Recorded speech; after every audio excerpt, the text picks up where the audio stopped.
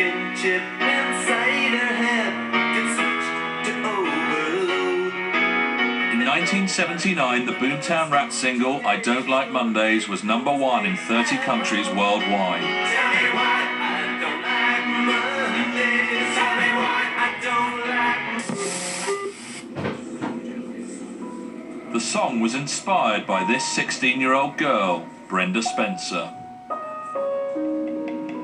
On a Monday morning in January 1979, Brenda Spencer started shooting from her house into the primary school across the street, killing 2 adults and injuring 8 children and a policeman. When asked why she was shooting, Brenda declared, "I don't like Mondays."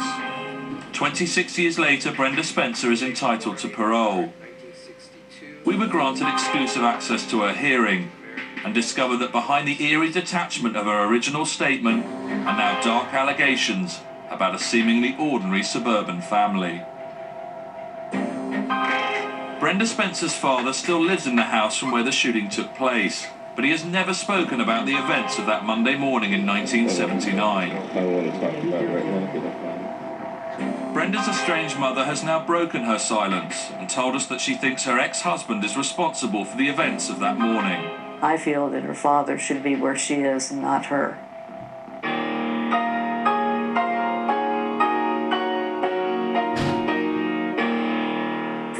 From the home, across the playground from the home, and all of a sudden, as many as 7 shots rang out from the house. We've been behind some cars. In a hail of bullets, the school principal and custodian were killed, but they stood in front.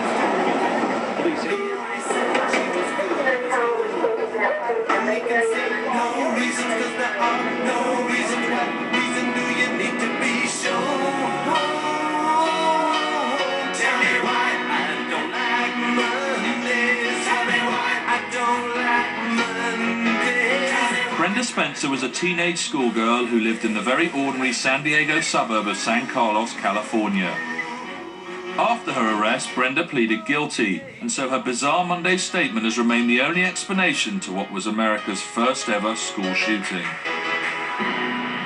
26 years on, San Carlos is nervously preparing for a parole hearing and the possibility that she might be allowed to return home. Ahead of that hearing, we try to find out more about the girl whose only motive for shooting dead 2 adults and injuring several children was, "I don't like Mondays, this livens up the day." The first person to offer an insight into Brenda Spencer was the district attorney for her parole hearing. He believes that she is still, and always has been, a threat to the people of San Diego. This is a shot of Spencer as she appeared on that particular day, January 29, 1979. Clearly I see a sense of imbalance or disturbance in looking at this individual. Why do you think that?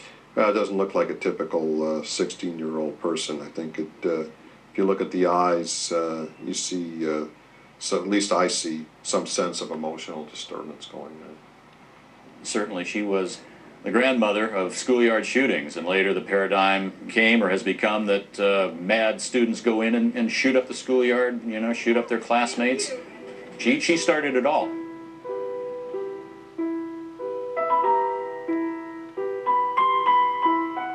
Burton Ragg was the school principal shot dead by Brenda. His widow Kathy has kept their house as it was the morning he left on January the 29th, 1979. I don't think his memory was anything to need to get away from. No, I don't. And, he did nothing wrong. Did it make it harder to deal with that he was killed by a 16-year-old girl? Yes. Yes, it did. Went to collect my dad's things a couple days afterwards, and there was still blood on the sidewalk where he died. They hadn't scrubbed. America, let alone San Diego, had never experienced a school shooting, and as the San Carlos suburb descended into panic, the rest of the country watched on in disbelief.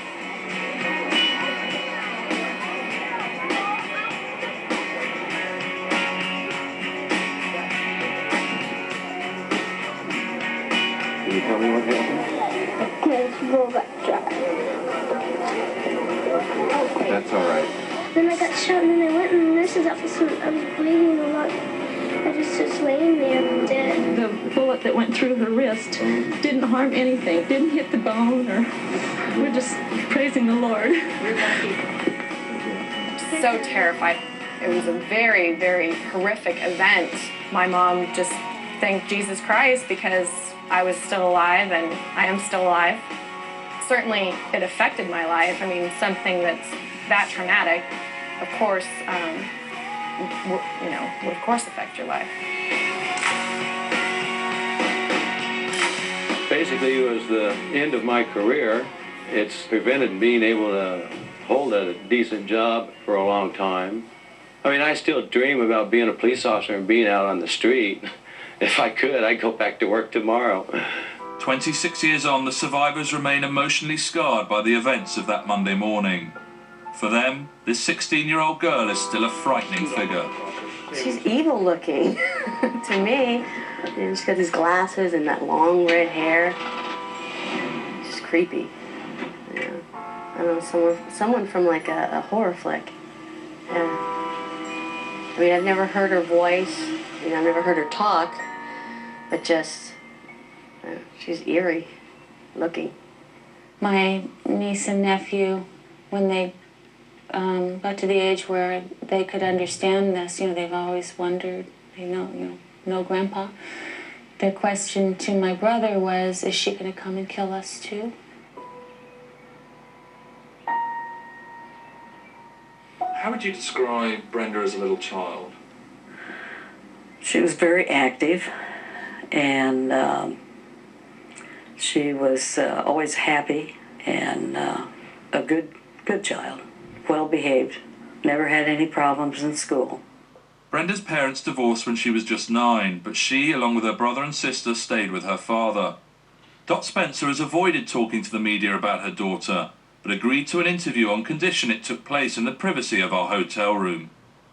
I didn't like what they were writing, and I was afraid of what I might say because of how they painted her, and that was my little girl, and she's not a monster. Because Brenda Spencer was only 16, she escaped the death penalty. 26 years on, she will appear before a parole board here at her prison.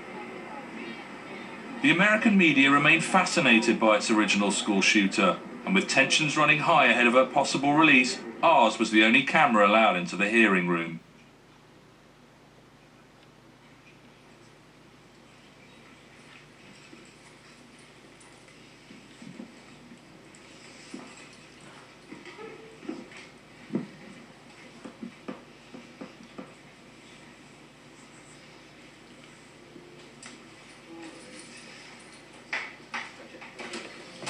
This is a subsequent parole consideration for Brenda Spencer.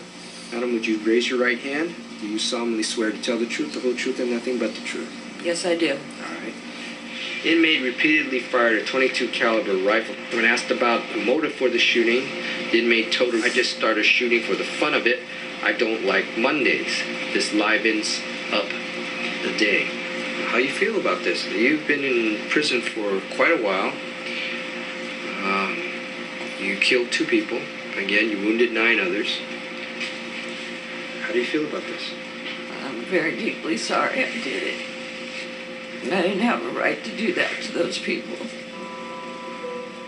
This was Brenda Spencer's first public display of remorse, and with possible parole beckoning, suggested she had now gained some insight into a crime that had shocked America. The prosecuting DA believes the events of that Monday morning in 1979 were planned and calculating, rather than a perverse act of teenage boredom. Brenda Spencer was shooting to kill. This was sniper-type behavior. There were approximately 36 rounds fired at 150 feet from a telescopic rifle. She was shooting in a very deliberate manner to harm and to kill, and in fact accomplish those objectives. It was very chaotic. Police tried to evacuate many of the surrounding homes, and then many of the school children, it was first... About that time, massacres in the U.S. were not commonplace. Certainly a student shooting another student or maybe attacking a teacher, but a massacre dynamic was unthinkable. On Monday morning, January the 29th, 1979, at around 8:20, the classmates of Grover Cleveland Elementary started arriving for another week at school. It was a strange morning, and it was just an eerie, odd morning. There was frost on the grass, and there was kind of a strange feeling. I remember walking to school by myself. I was probably about 5 feet from the sidewalk, and then I heard the firecrackers or the bullets she was shooting go off, and I turned around and faced directly across the street, and that's where her house was. That was my first year teaching in San Diego. The principal always came down to the gate there, unlocked that gate 5 minutes before the kids came in. It wasn't too long that I started hearing noises. That was the first one shot in the abdomen. First were just popping noises. You know, I thought maybe it was a new toy from a Christmas present. There was some gunshots, but I thought that they had firecrackers. I didn't understand why I was on the ground. I looked out, and the principal was flailing backward, and he had blood on his chest. And I thought, oh my gosh. I got the news about 8:30, 8:45, give or take. It just didn't seem real at the time. I must have gone into some sort of shock because time passed and I was just standing there staring. It wasn't a gangbanger neighborhood. It wasn't a stoner neighborhood. This is a good neighborhood. San Carlos, good schools, things like this don't happen. We don't have this kind of crime, my gosh. As we were running down the sidewalk, we could hear shooting. And when we got down here to the end, there was a bunch of little school kids all huddled against the side of the wall. As Brenda continued shooting, the police evacuated the 300 pupils out of the back of the school, where they were bused to safety. I turned, and that's when the bullet went through my wrist, because Brenda was actually aiming. She was shooting to kill. I remember Crystal Hardy screaming, "Am I gonna die? Am I gonna die? Am I gonna die?" Absolute chaos to start with. Utterly chaos. Other reporters with the head police incident commander, the paramedics, just a lot of movement, people running. For a while, she had just an open shooting gallery. I was up at Torrey Pines counting money. We happened to have TV on, which we normally didn't, and they were talking about the shooting. Next thing I know, I got a phone call from the police department stating that it was Brenda and they were coming up to get me. And I said, I can't go. I've got a desk full of money. And they said, you're coming. So they came up and got me. That day, that information kind of spread fairly rapidly. Probably until I got home in the afternoon. I don't know that they knew, who the shooter was. The sniper has been identified as a 16-year-old junior at Patrick Henry High School, Brenda Spencer. That's my student. She should have been at school today. She's having a bad day. The bullet went in, and it nicked my jugular vein, and it bounced off my shoulder blade and had lodged against my spine. I was in that house right there, irritating her like crazy. Brenda, pick up the phone, and then I was squeaking the bullhorn, basically raising kinds of hell with her. We started questioning, why. Why? Why me? She seemed pretty harmless. The shooting turned into a siege situation involving more than 100 officers, 30 patrol units, and 20 SWAT team members. Honestly, I was a little pissed that the SWAT team didn't blow the house away, and with her in it. We went through a lot of talking. You can't believe, basically, everything it boiled down to was the fact that she hated Mondays. And she told him, I hate boring Mondays. So you're just picking these kids off, yeah? Oh, that's just a dumb comment. It's just a dumb comment. It's flick. I think it shows a callousness on her part. It shows just how callous she was in committing this offense. Boredom, rage, no sense of guilt. It's frightening. And it still is frightening. There she is. She's in custody. Come on! She's in custody. After 6.5 hours, at around 3:30 in the afternoon, Brenda suddenly came out of the house, calmly put down her weapon, and gave herself up. They took her to the school. Well, I was shocked to see, just a young little girl dressed up, kind of like in army fatigues or something. Thin, pasty skin, stringy, reddish hair. My gosh, this was just a suburban schoolgirl. And I did eventually take custody of her, transferred her down to our homicide division. From the ride downtown, never said one word, very quiet the whole time. I remember sitting on the couch and we're watching TV, and of course that's all the news was about that day was, my father getting shot. We're seeing that over and over again. But I remember sitting there, catching myself, anticipating Daddy getting home so I could tell him what happened.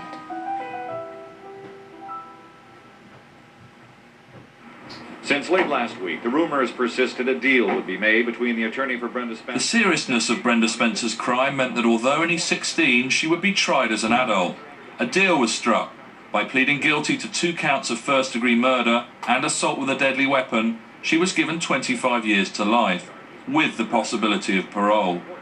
But by pleading guilty, Brenda gave up her right to a jury trial and the opportunity to tell her side of the story. She's very scared. She's very uncertain for her future. She's, I was almost in tears there beforehand. Brenda's original defense lawyer, Michael McGlynn, still follows her case and still believes that she is not a monster and poses no threat to the public. I think it's just an unbelievable event that occurred in her life, that the enormity of it and the horror of it will never occur again. I had no fear that Brenda would hurt me or members of my family. She would not be one that you would think. She was never a violent person.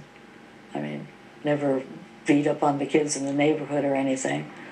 Always very loving and caring. And then all of a sudden, she does something like this. It's hard to understand. When the parents divorced, things sort of went south then. She lived with the dad. The dad was a sort of very bitter man. He sort of hated the world. The mother, on the other hand, sort of became like a stone herself. It was like she never went out of her way to go over the kids, to have a relationship with Brenda. So it was a very cold, sterile environment in both places. I don't remember her palling around or being, friendly or in any way with any of the kids in the class. You wouldn't know what was going on. It was just, Brenda, are you awake?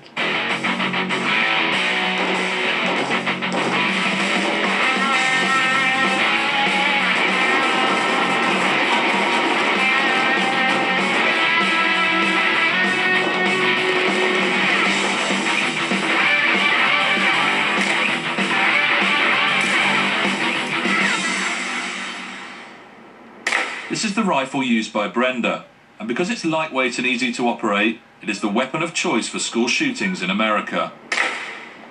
This weapon basically is a Marlin. It's a .22 long rifle. Teenagers like to shoot it. It has virtually no recoil. I don't have to worry too much. I don't have to worry about it, the recoil. Just watch. So it's not kicking back, it's not bringing up, it's just a little yank. She had opened fire approximately 36 times across the street, about 150 feet away, and had 11 hits for an accuracy of about 30% or just higher than that. I think she was probably a pretty good shot, yes. I think she was probably a pretty good shot. And where did she get the weapon? I believe her father brought it for her for a Christmas present. He buys her a .22 for Christmas with 400 or 500 rounds of ammunition. It's like, hello? But I sure am not one to blame someone else, you know, unless her father was covering her hand with his and making her pull the trigger. I'm blaming Brenda, no matter how weird her family was. Before the current parole hearing, the only insight offered by Brenda into the shooting came in the form of a brief but bizarre news interview she gave in 1993. Brenda claimed she was hallucinating at the time of the shooting, even though her toxicology report showed no traces of drugs. I was watching TV and I started drinking whiskey and taking pills with it. And I was smoking marijuana with PCP. And I started hallucinating. And when I'd look out, I'd see like commando guys like in combat gear and stuff coming up. You know, I think I was trying to get myself killed. That interview did, though, reveal the first and potentially only clue to her personality, when Brenda offered the following description of life in the Spencer household. After my parents got divorced, it was like the latchkey kids, you know, but it was like complete neglect. Brenda's father has never spoken about his daughter's childhood or the events of that Monday morning in 1979. In 26 years, Wallace Spencer has never given an interview. While out in San Diego, we discovered he still lives in the house from where the shooting took place. Strange that he still lives in the same house. Isn't that strange? Oh. It is very strange. He must really like being alone. And then, while we were filming the school, Brenda's father suddenly appeared. But as soon as he saw the camera, he hurried back into the house.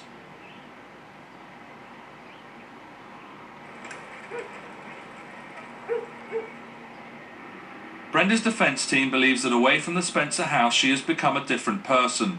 In prison, she has proved herself a model inmate, and she even has a potential career for life on the outside. Do you think you're going to have trouble finding employment when you leave? No, I don't. Why not? Because I have marketable skills. What kind of skills do you have? What would you like to do upon release? I'd like to drive the forklift. You'd like to drive a forklift, what you're doing right now? Yes. From the moment that she was taken away from that home, Miss Spencer has thrived.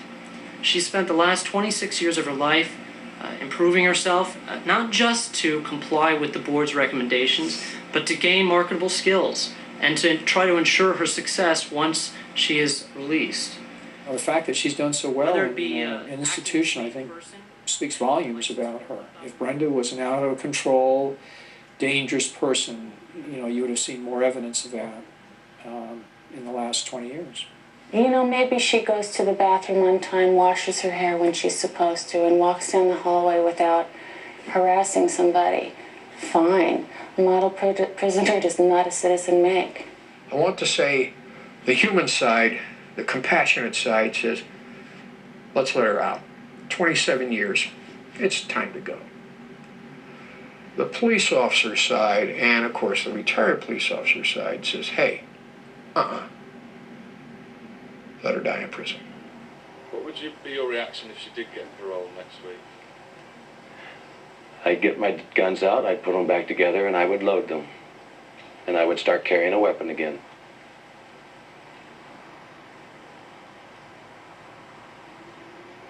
Because I think if she got out, she tried to finish the job. Do you remember much about what occurred? Not a lot. I'm sure I did it. I just don't remember everything in sequence. Do you remember the shooting itself? I don't remember the shooting itself. You don't? No. All right. I don't remember it, but I'm sure it happened. I'm sure I did it.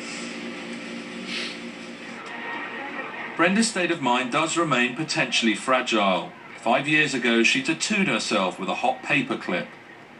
Did you hear about her scratching, getting a paper clip hot and self-mutilating her chest over a failed jail romance? The relationship didn't go well. She went into a depression and used a paper clip as a makeshift tattoo device to burn the words courage and pride on her chest. Why courage and pride? And that's not actually what it says. It's written in runes. Okay. And I think they made a mistake when they read it. Okay, what does it say? It says unforgiven and alone. I'm sorry, what? Unforgiven and alone.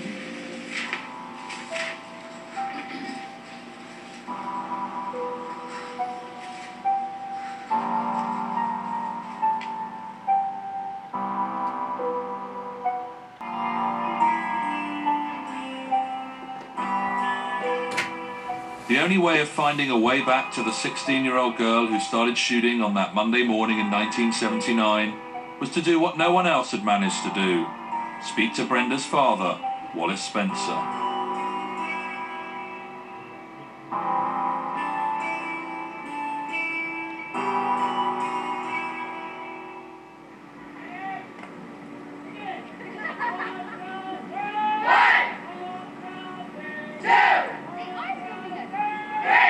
And her day would consist of, she would wake up, go to chow in the morning, go to work about between 7:30 and 8 o'clock. After she finished that, then more or less she can go back to her cell, relax for the evening, eat dinner, and then the yard basically is open until 8:30 at night. That's a typical day. Brenda Spencer has only one regular visitor, her father. Every Saturday, Wallace Spencer makes the 5-hour round trip from his house in the San Diego suburbs to upstate California to see his daughter. He has been making this visit every Saturday since Brenda was jailed. Do you have any idea what kind of person he is, her father? Is he a regular suburban guy, or is he a bit of a strange weirdo? I mean, does anyone really know? I don't have enough information to really comment on the character of her father. The only information I would have is she felt neglected by him and had accused him of sexual molest and forcing her to share a bedroom with him or a bed with him. I don't know whether or not those allegations are founded or not. These are just things that she has said. In 2001, Brenda Spencer suddenly and unexpectedly revealed that she had been sexually abused by her father. The claims were treated with skepticism. Why was she only talking about this now, over 20 years after the event? Neither of Brenda's parents have ever spoken about these abuse allegations. We now had a chance to ask her mother. You and Brenda's father, Wallace, got divorced? Yes, correct? yes, in 1972. He was fooling around with other women. And he come home one night, asked me if he could leave for a year if I'd let him come back. And he'd already rented an apartment somewhere, and I just laughed. And a few days later, I filed for divorce. So why do you think he got custody of the children? It was in the time when the court system was swaying back and forth, and he got the two older ones to say that they wanted to stay with him. And then so they didn't want to split up the three, so he naturally got Brenda. Within a year of Brenda being jailed, her father remarried. Wallace Spencer's new wife, who quickly moved in with him, looked so like his daughter that some people thought Brenda Spencer had actually been released from prison. I can recall about a year after Brenda was committed, getting a call from one of the detectives wondering what Brenda was doing out. This girl looked very similar to, very much alike like Brenda. Sheila was her cellmate up at juvenile hall. And she was released to go to a halfway house. And she went to it, but she ran away from it and went to Wally's house. And he proceeded to get her pregnant. So they had to get married or go to jail, either one. So, how old was this girl at the time? Younger than Brenda. 17-year-old cellmate? That's weird. That's strange. Her stepmother is younger than her. And that sort of raised a lot of eyebrows. Is that, is he a pedophile?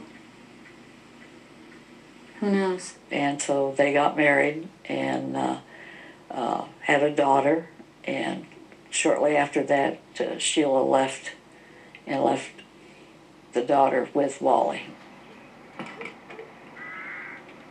We met Brenda's half-sister, who lives with her father Wallace. She was friendly and currently studying sociology at the University of California, but she didn't want to speak on camera about her half-sister or father. And I'm thinking, no, I don't, maybe they're not normal suburbanites.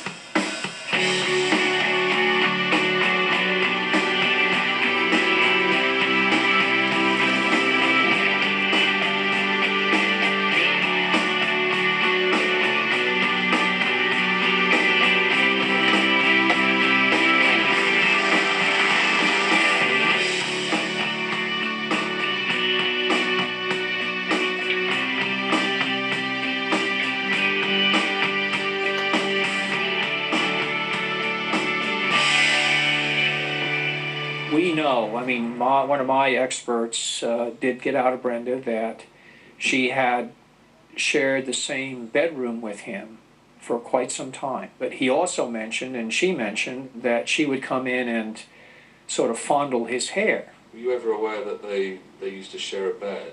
Yes. Unfortunately, I am. And actually, he didn't have much furniture. I think they slept on a mattress on the floor. In Brenda Spencer's parole hearing, her relationship with her father became the focus of the Commissioner's inquiry. Now, in regards to your family, are you still in contact with any of your family? I'm still in contact with my father. What's your relationship with your father? We've gotten to be friends. And that was not the case when you were younger? No, when I was younger, we had a lot of problems. There's a lot of abuse. What do you remember in regards to abuse by your father? I remember being hit in the face a lot, being hit in the ribs, being yelled at, called names. I remember him coming home from work and being all mad and smacking me in the head. And,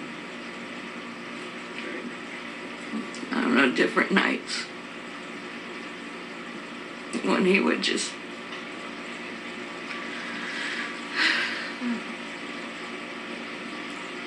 almost raped me. When you say almost, what do you mean almost? Well, it was like that, like he did. I don't understand. Like he would touch me inappropriately.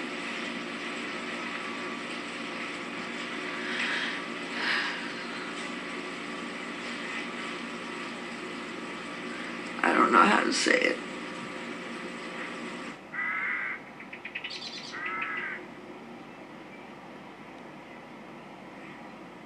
Were you ever aware about being abused by her father, Wallace?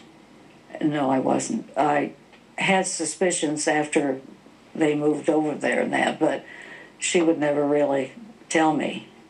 Why did you have suspicions? Just the way she would be acting and very evasive if you asked her anything. And it wasn't her. So I knew something was wrong. You know, the more sort of what I gathered from everything I knew about the family was that Brenda was the dad's pet. Were you never ever tempted to try and fight for custody and get her back and say, well, I'm worried about her, I think there may be an unhealthy relationship with her father developing? No, I couldn't really afford the attorney that I'd have to get and what have you to do it.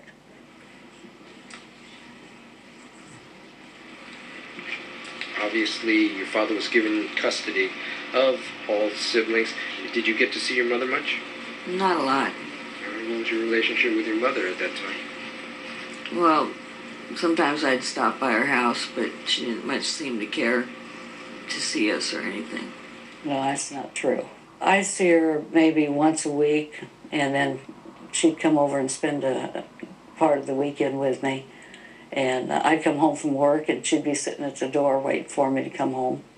So we'd talk and what have you. Okay, but she wasn't able to get a letter to us this week? All right. I thought you told me you weren't in contact with her anymore. I haven't been lately, Well, but in the past I have. It's been about 5 years since I talked to my mom. 5 years? Mm-hmm. Brenda did start having problems at school, and they did send her to a special school. And I had one interview with one of the people, and they did say at that time that she was kind of suicidal. What age was that? What age was that? It was just probably a few months before the Christmas that he bought her the gun. And did you ever talk to Brenda about why she started having problems at school, or how she might be possibly suicidal? No, I never did. So I figured her father would take care of it and, you know, keep an eye on her.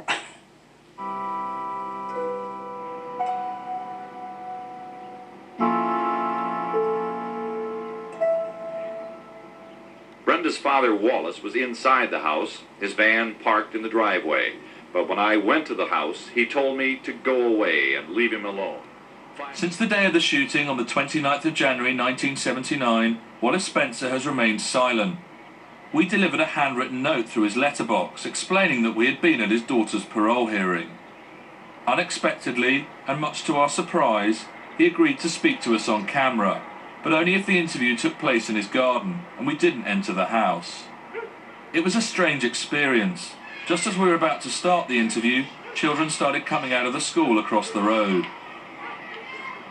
Wallace, there are some people who say that you were responsible for the shooting because you bought her the gun for Christmas. What would you say to those people? Well, I'd say it's, you know, it's none of their damn business that I bought a rifle for her Christmas because I thought she was ready for that, and we used to go up in the mountains and she used to target shoot up there. So, did Brenda ask for a gun for Christmas? No, she didn't. Dot said you shouldn't have given her the gun because she thought that Brenda had become suicidal. Did you think Brenda had become suicidal? No, I had not seen any grounds for that. I don't know where that statement came from. You know, how do you know if somebody's suicidal or not? I don't know. Can you remember how you felt that day? Well, I was devastated by it, you know, and just, I just kind of fell apart myself. It just blew me away. I call him a loner. He didn't like to mingle with people. He didn't want to go to football games or baseball games. He'd just as soon stay home. And what was home life like before you got divorced? It was good. It was a happy home. The kids were happy. This is me. This is my son Scott. This is daughter Teresa. And this is Brenda. I think she's about 10. She's really tiny and pretty cute. So just a regular American suburban family? Why did you get divorced? What happened? The story had it that I was seeing another woman, but that was just a rumor. It was not true. And how come all the children stayed with you? That's unusual. They normally stay with the mother. Well, I went to court and I fought for custody, you know. Why did you want custody? Well, because I love my kids, you know. I wanted to keep them. I wanted to raise them myself. Dot said you wanted custody of the children because you were too mean to pay child support. Oh, jeez. Well, I've heard several stories, but I went to court to fight for custody because I love my kids. Wallace, Brenda did say in her parole hearing last week that you sexually abused her. She what? She said in her parole hearing that you sexually abused her, that you sodomized her. Brenda said that? In her hearing on Tuesday? Well, it's not true. I mean, her exact words, and I'm just telling you well, what okay, her parole I mean, hearing was that you almost raped her. No, well, that never happened, you know. I would take a lie detector on that. I never did anything like that. Did your father perform sodomy? And that led to digital penetration? Yes. And later into intercourse? Yes. So are you now indicating that there was actual intercourse involved? It was, I guess you'd call it sodomy. And Brenda's mother said to us that you and Brenda, after the divorce, shared a bed together. We shared the bedroom. She had her bed, I had my bed. Have you ever discussed this with your father? I've tried to. All right. And I don't when get anywhere. Well, did you ever confront him? I confronted him. What did he say? He just doesn't want to talk about it. So Wallace, how did you come to marry one of Brenda's former cellmates? What happened there? I don't think I want to answer that question. And are you still with her? No. No. Okay. But your daughter lives here? Yes. She did not want her daughter. Okay?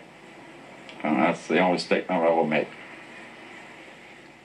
Once these the allegations of abuse came to light, did you ever want any action taken against Wallace? Did you want the police involved?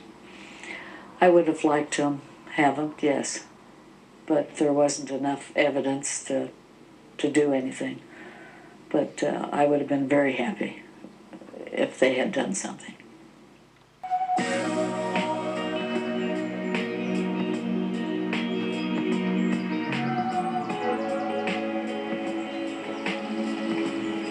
If Brenda Spencer is granted parole, she wants to move back to the only place she has ever lived outside of prison, San Diego, and find a job as a forklift truck driver.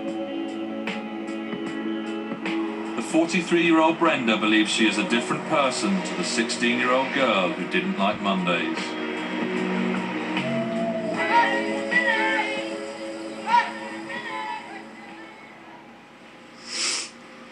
I realize that nothing I do and no amount of time will bring Mr. Ragg or Mr. Suker back.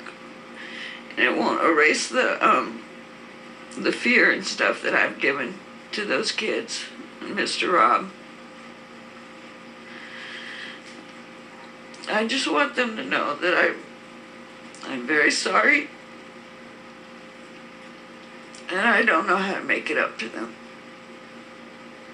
But I try every day to make myself a better person because I don't want anything this horrible to ever happen again.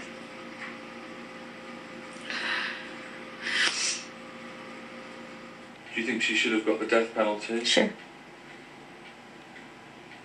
Yeah. It was a bad thing to do,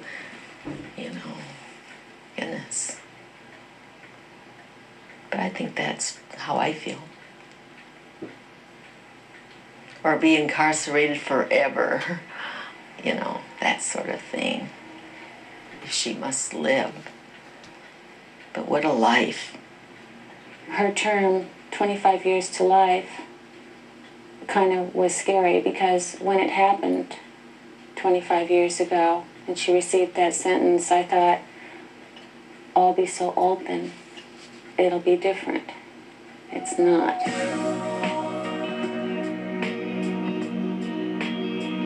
It was expected that the parole board would take at least a couple of hours to consider Brenda Spencer's case. In the event, it took them only 15 minutes to come to a verdict.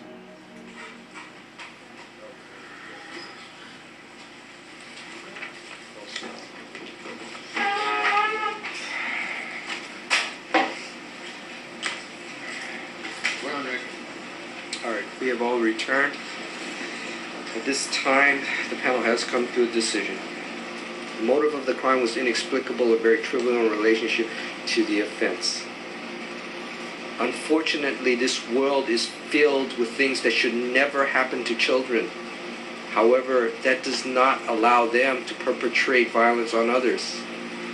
I know how difficult it must be for you, Miss Spencer, to be able to come out here in front of all these people and talk about something that you have kept silent for so many years. I think Miss Spencer has made a breakthrough. I think it's important because one of the most dangerous things that we ever have to deal with is a crime that has no understanding whatsoever. She is attempting not to be that person that she was that many years ago. This is not a life without possibility of parole. She does have the right to be reviewed. It is not reasonable to expect that parole will be granted in the next 4 years. Good luck, Mr. Spencer. Thank you. This hearing is adjourned. 5:30. Thank you.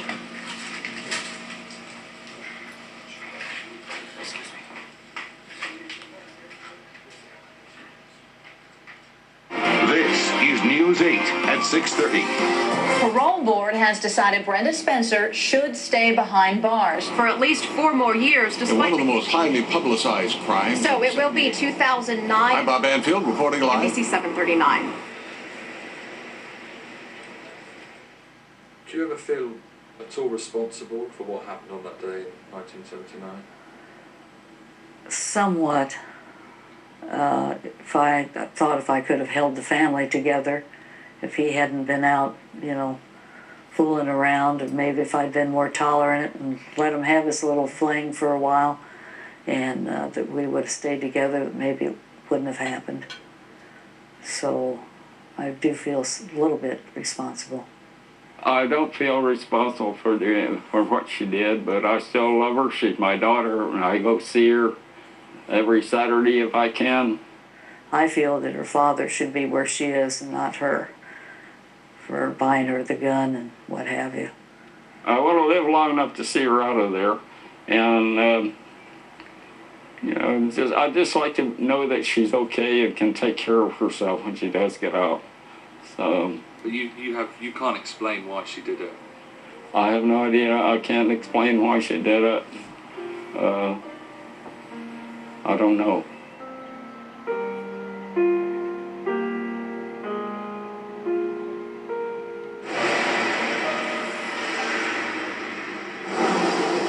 She started it all, and what was it, 9 months later, Geldof comes out with a song, and it was like we're going, oh my God, we didn't know whether to laugh or cry. Oh, yeah, that was idiotic. No.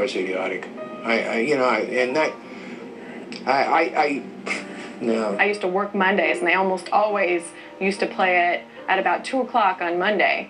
And that's kind of when my shift would start, and I'd get in there, and I'd be walking into work, and there that song would be. So, yeah, I like that song. I think it's a pretty song.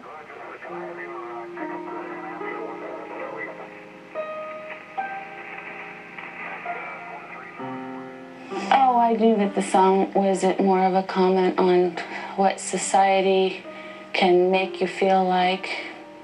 But like I said before, anything that reminds me of that day, I really don't care to hear about.